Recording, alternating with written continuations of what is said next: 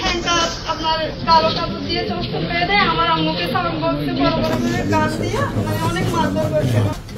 অনেকগুলো সিট ছিল, আমরা বাথরুম করে এসেছি।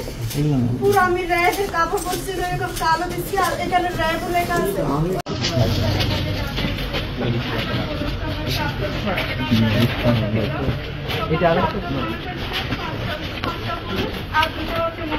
পুরো বলছি আমরা প্রশাসন ওইটা বলে আমাদেরকে ধাক্কা দিয়ে গাড়িতে তুলে ফেলার কথা হচ্ছে।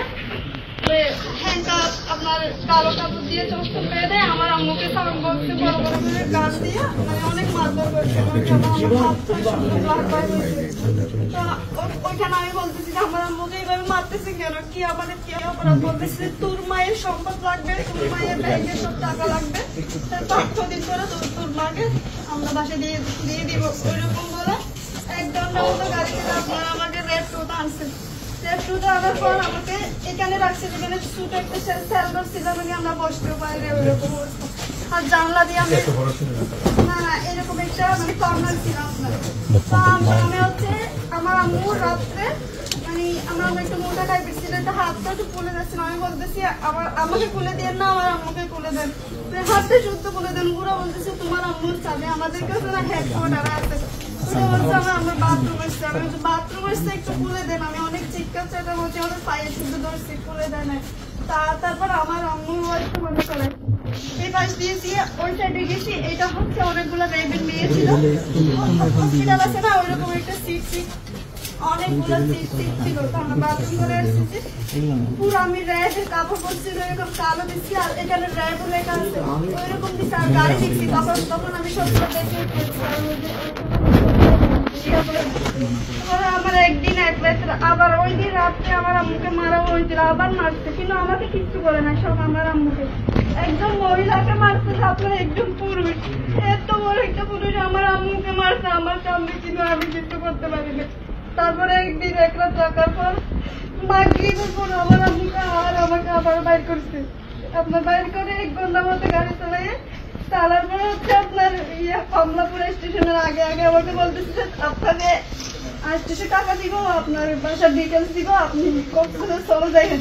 ওইটা মানে মুখ থেকে করেন, আমাকে লাফটি মেরে ফেলে দিচ্ছে গাড়ি থেকে, ধাক্কা দিয়ে ফেলে দিচ্ছে গাড়ি থেকে। আমার অজ্ঞান হয়ে যায়। একটা ইমাম সামনাকে আমাকে পাইছিল, পাওয়ার পর বাস কাউন্টারে গেছার পর আমার নাম্বার টাম্বার নিয়ে আমার আব্বুদারকে কল দিতে, কল দেওয়ার করে আসছে। আমরা আবার ওই দিন রাত্রে সকাল আমরা আবার রেড টুতে আসছিলাম।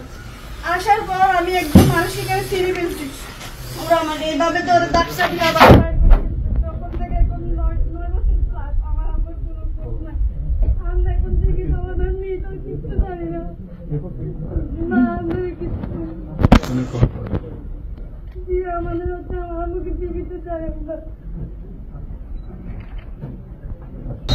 ওরা তো বলতেছে যে গাড়িতে বলতেছিল যে টাকার সম্পত্তি, আর আমার আম্মুর নানা একটু সম্পদ আছে ওইরকম, ওইটাই বলতেছিল বারবার, সব আমার আম্মুর নামে ছিল। আর আমাদের হচ্ছে আমরা যেখানে থাকি বসত বিরা, ওইটার থেকে বেশিরভাগ হয়েছে। ওইটা আমরা চুড়ো থাকতে একটা কেস চলতেছিল আমাদের, ওইটা নিয়ে ওই সূত্রে মানে হ্যাঁ আমরা হচ্ছে ওদেরকে সন্দেহ করি, কারণ আমাদেরকে যেভাবে দরকার ছিল আমার বাসায় জানে না, কিন্তু ওরা মানে এফবিতে পোস্ট দিছে যে রেবি ম্যাডাম আটক করেছে, কিন্তু আমাদের বাসায় শুনতে জানে না, ওদের থেকে জানছে আমাদের বাসায়। তোমাদেরকে তুলে আনার আগের থেকেই ওরা ফেসবুকে পোস্ট দিচ্ছে যে র্যাব দিয়ে তুলে নিচ্ছে। আর হচ্ছে আমাদের যেই বসত বাড়ির যে মামলা চলেছে, ওর বাইকটা হচ্ছে র্যাব 2 তে ছিল তখনকার, হ্যাঁ ওই র্যাব 2 তে ছিল। তোমার নামটা বলো? আফসানা নুরি আলিয়া। তোমার তখন বয়স কত ছিল? 11 বছর ছিল। আমার মায়ের নাম হচ্ছে রেজিয়া বেগম রেবি, তখনকার 39 বছর ছিল। কত সালে তোমাকে নিয়ে? 2015 সাল 9 মাস 22 তারিখ। বাবা আছেন? জি আমার বাবা আছে।